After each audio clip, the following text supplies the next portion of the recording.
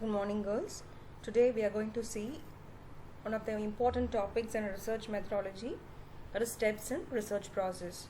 It is very important question as well as for a research point of view also is very important question. So steps in research process. So totally there are 8 steps to be followed while preparing the research or while doing your project report. You have to follow these 8 steps to be a project to be a successful one. So the first one is formulation of research problem. This is one of the main important step in research process, because when the problem is fixed correctly only, the research work can be carried out perfectly. If your problem has been selected wrongly, the total project will be considered as a failure project. So in that, the first one, a formulation of research problem. If the formulation of research problem may be the sources for problems can be taken from 4 criteria. The first one is for people, then the problems for a certain situation, programs, phenomena. The first one, people. A group of individuals is called people, where the group of peoples will be there mostly in the company. In a HR department, the group of people working in the company will have to know what is the problem, whether the selection is needed, where training is needed for the particular company employees. So when your problem is related to people, it mostly belongs to marketing or a HR department. So that research problem is called relating to people. So a problem may be arisen in the company or in the society. To find out the solution to solve the problem, the research work will be carried out. So that type of problem can also be used for study. And third one is programs. So when the government is going to introduce some new schemes, or they want to evaluate some program already available, they want to do the research work whether it will succeed among the people or not. So that is called as programs. For that also we can do a research work. And the last one is phenomena, is establish the existence of a regularity.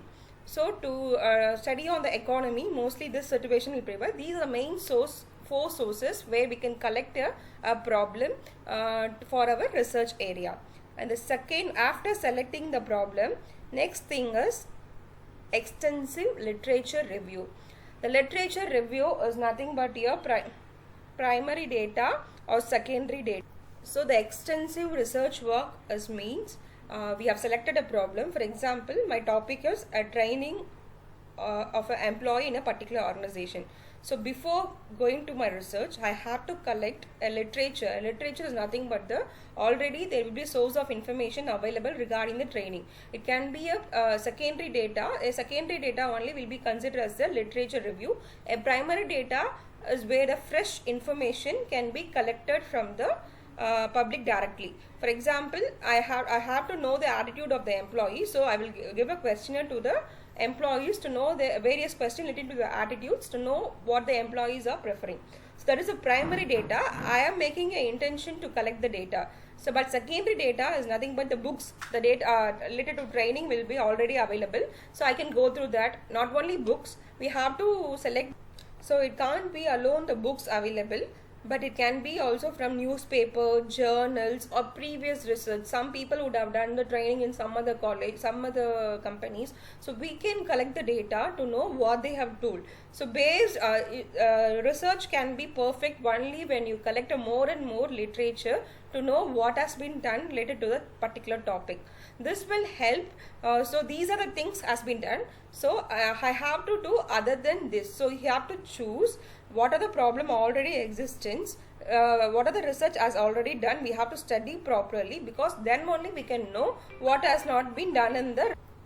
So when you do a proper literature work, you can able to preview in 360 dimensions of your problem, and you can choose what is a missing item. That can be your research problem, because in a proper research work, if the research work has to be accepted, the research work should not be done by any other person.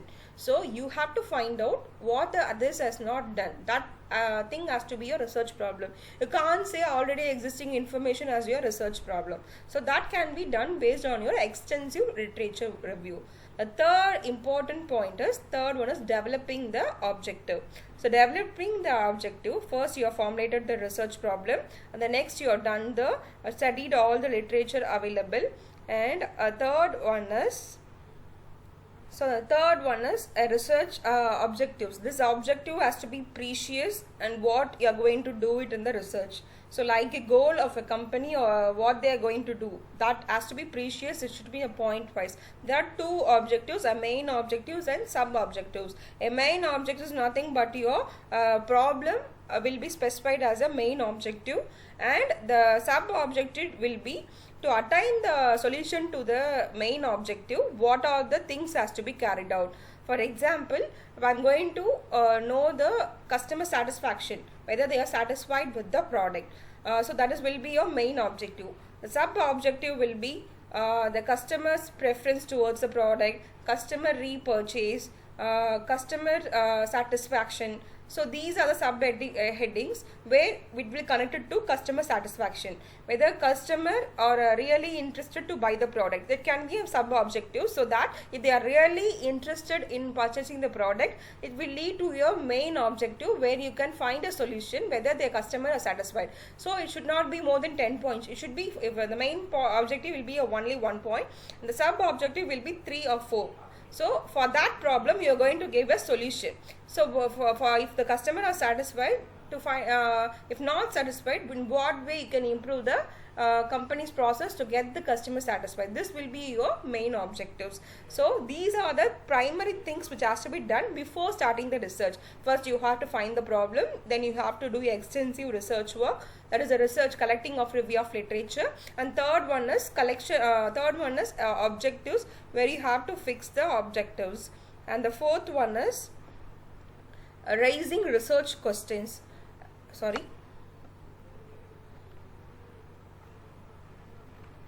The fourth one is preparation of research design. It includes the sample design. So here only already we have seen the type of research design, that is it has to be descriptive or applied or a laboratory kind of things. According to your research area you have to choose your design.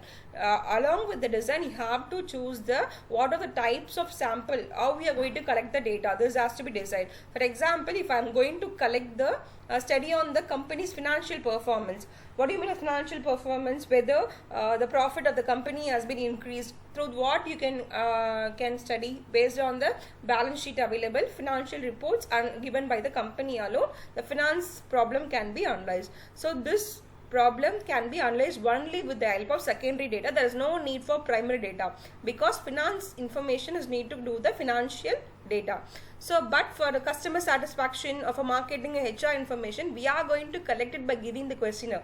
So this is a fresh information, but after giving the question they are going to fill it and give it back. So after collecting it we are going to make a research. So this is called primary data. A primary data is where we are collecting the information, we are going to tell what is happening in the company. A secondary data is the already available information. So for financial project and all, the secondary data will be used. For HR, marketing, both primary as well as secondary data can be used. So the sample design, for example, in a company more than 2000 employees are working, when I'm going to study about the employee preference. So I can't go for each and every employees to get the data. So because it is not, it's a time, I won't have that much time. With the people also are not ready to give that much information. So a sample design is where a population means the whole universe. That is called population. From that population, for example, if ITC is going to study the customer preference of the soap, so what they will do, they are going to study all over India. So all over India means we have more states. They can't focus on all the states. All the states, all the cities. So they will choose for Tamil Nadu, they will choose Chennai. From Delhi they can choose other part. From Uttar Pradesh, one city, Mumbai. These are the 4 metropolitan city. First they will take this 4 metropolitan city. So this can be a random sampling or a stratified. Particularly they will select second number, that is called stratified random sampling. I will list all the cities available in India. Nth variable will be taken, so second variable will be taken. So I will take second. So I will count on second. The second variable is taken for my sample. So that is called as sample. So likewise, now also they are for coronavirus, they are not testing all the people in the Tamil Nadu. They are selecting for if you are in area, if some people is getting affected, they are not going to come in for each house or around the surroundings and collecting the samples. They will choose some other community people who are surrounding the coronavirus house. They will choose the particular person. For example, in the particular area, 100 people are living there. They will choose 20 people for the sample purpose. That is called sample. So a sampling design also should be chosen according to your research area. Then only a project can have a valid information. So in next classes you will go through deeply what is the type of sample, what are the types of sample available. So here I'm just giving alone what do you mean by sample. Next, collecting the data. So the collecting the data means I have fixed in what way I am going to collect the sample, either through primary data or secondary data. So primary data means collecting the data means basically if you are going to study on the financial data, the minimum year of data need to be studied for 5 years. So 5 years balance sheet I have to collect it, and 5 year other details of the company which is available also I should collect it. So if it is for based on the primary data, I should frame the question paper. So questionnaire, that is called as questionnaires. This should have a demographic information where a name, age, income, or the basic in which area, education. These are common the demographic variables. The basic information to know from which type of people are collecting the data. Then only I have to frame the questionnaire based on my objectives. So I have a 5 sub-objective. For each 5 sub-objective, at least I should have a 2 question. Then only I can able to find a solution for a particular question, so that it will be useful for my findings part. So like that I have to frame a questionnaire. So after collecting it, I give to the employee. They can fill it and I have to collect it back. Then my collection part is over. Next, analyze of data. Here only the statistics tools and financial tools are helpful. Using the financial tools like comparative statement, trend analysis, ratio analysis, there are various financial analysis available to know what has happened in the company for the last 5 years.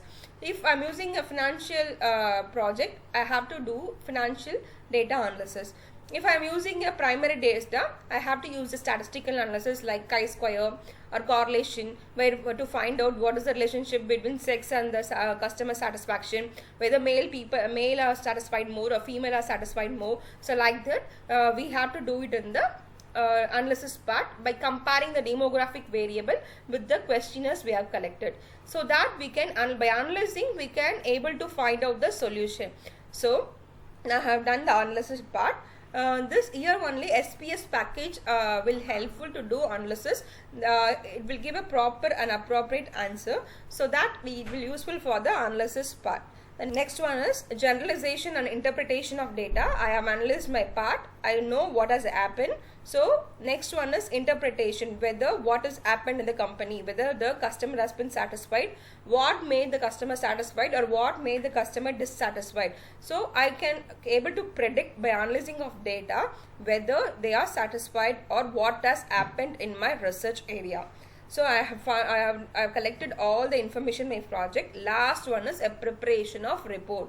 So what has been found out in the project has to be given as a statement, and you can give a suggestion. A suggestion is where future it will be used for the future report, because whoever doing the research in future, they can able to read your research and can find out what is the solution available. So preparation of report, there will be a certain procedure where the project should be in time Roman, and the heading should be in 14 and the content should be in 12. These are the certain criteria to be followed to project report to be looking nice. So a preparation of report should be done only when after preparing of 7 information. So these are the main 8 steps in the research process. This is very important question. It will be helpful in your future also. So be thorough in this question. Thank you. We can see in the next class.